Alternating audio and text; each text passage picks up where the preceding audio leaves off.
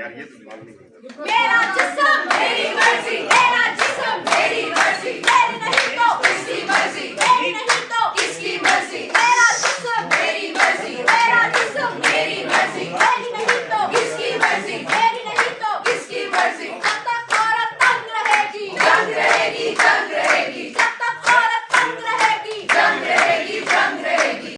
जो और पितरशाहाना रवैयों की वजह से जो उनके हुकूकों की तलफी होती है, उनके खिलाफ अपनी आवाज़ बुलंद करती हैं और वो इस दिन अपने हुकूक के लिए दूसरों को भी मुतहरिक करती हैं और ख़ुद भी मुतहरिक होती हैं।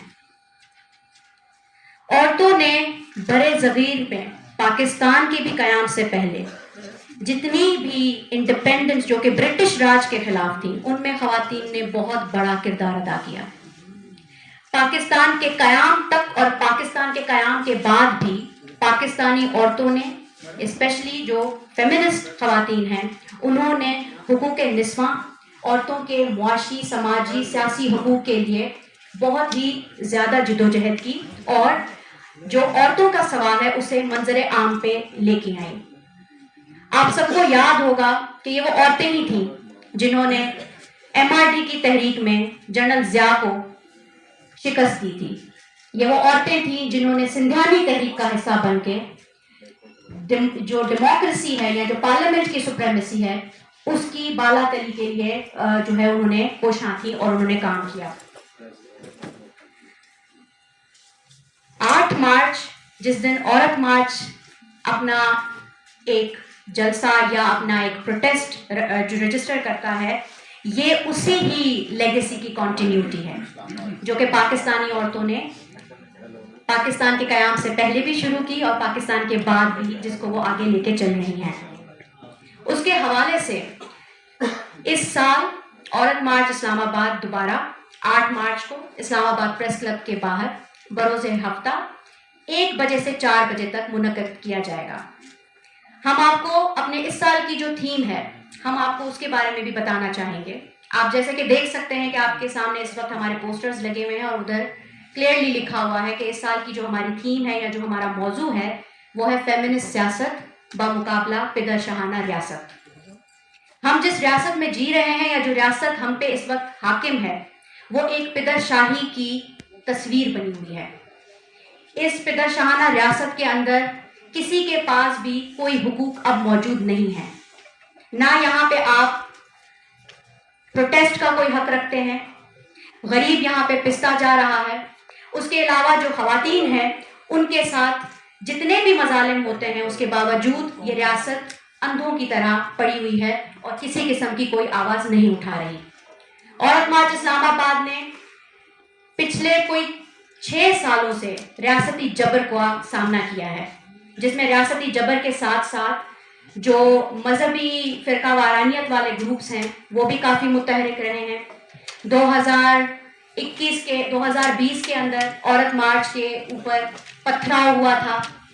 2021 के अंदर झूठे ब्लेस्फेमी के केसेस किए गए। 2022 के अंदर हमें प्रोटेस्ट करने नहीं दिया गया, हमारे रास्ते रोके गए, हमारे स्पीकर बंद किए गए और उसके बाद 2023 में हमारा रास्ता रोका गया, हम पे लाठी चार्ज किया गया। 2024 में हमें 1 इंच नहीं हिलने दिया गया अपनी जगह से।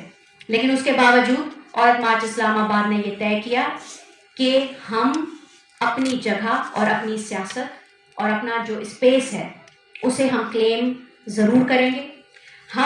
हमें हमारा भी इन्हीं सड़कों पे, इन्हीं शाहराहों पे, इस शहर में और इसके पब्लिक स्पेसेस पे उतना ही हक है जितना पाकिस्तान के मर्दों का हक है। हमने कई केसेस का मुकाबला किया, हमने कई डिफेमेशन की कैंपेन्स को सहा। हमारे खिलाफ कुछ मीडिया के लोग, जो कि मैं मेन स्ट्रीम नहीं लेकिन कुछ जो दीगर अंसार जो हैं उनकी तरफ से भी हमें काफ़ी जो है वो एक डिमोरलाइजेशन का सामना था। साइबर हरासमेंट के जो है वाक़यात हमारे साथ हुए, लेकिन उसके बावजूद भी हम बाहर निकलते रहे हैं और हम निकलते रहे हैं। और इन डिमांड्स को सुनिए, इन्हें लिखिए, इन्हें रिपोर्ट कीजिए। आपके ऊपर भी एक जिम्मेदारी है کہ ہماری ڈیمانڈس کو آپ مثبت طریقے سے آگے بڑھائیں تاکہ یہ ایوانوں تک ہماری آواز پہنچ سکے. ایوانوں تک آواز پہنچانا میڈیا کا کام ہے. ہم اپنا کام کر رہے ہیں, آپ سے امید ہے کہ آپ اپنا بھی کریں گے. سو پلیز ان ڈیمانڈس کو دھیان سے سنیے, اور اگر آپ کو کوئی سوال ہوں گے تو وہ ہم اس پورے سیشن کے آخر میں ہم سوال جواب کی طرف جائیں گے.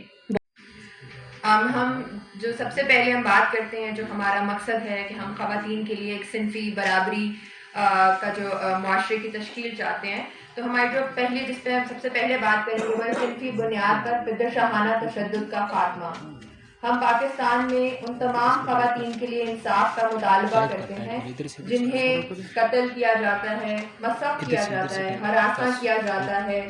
ایسی خواتین یا لڑکیاں جنہیں اسمگل کیا جاتا ہے, جن کے زبردستی مذہب تبدیل کروا کے ان کے ساتھ زبردستی شادیاں کی جاتی ہیں. ایسی خواتین جن کے ریپ ہوتے ہیں, اور سال بھر ہم ایسے کیسز جو ہیں وہ ہمارے سامنے رپورٹ ہوتے ہیں اور وہ انصاف کی منتظر رہتی ہیں.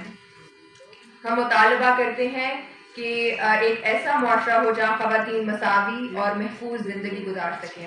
ہم ریاست سے مطالبہ کرتے ہیں کہ صنفی بنیاد پر ہونے والے تشدد کو ایک قومی ایمرجنسی قرار دی جائے, اور قانون نافذ کرنے والے تمام اداروں کو بہتر بنانے کے لیے اسٹریٹجک اقدامات کیے جائیں تاکہ پدر شاہانہ تشدد کی اشکال کے خلاف زیرو ٹالرنس پالیسی کو فروغ دیا جا سکے.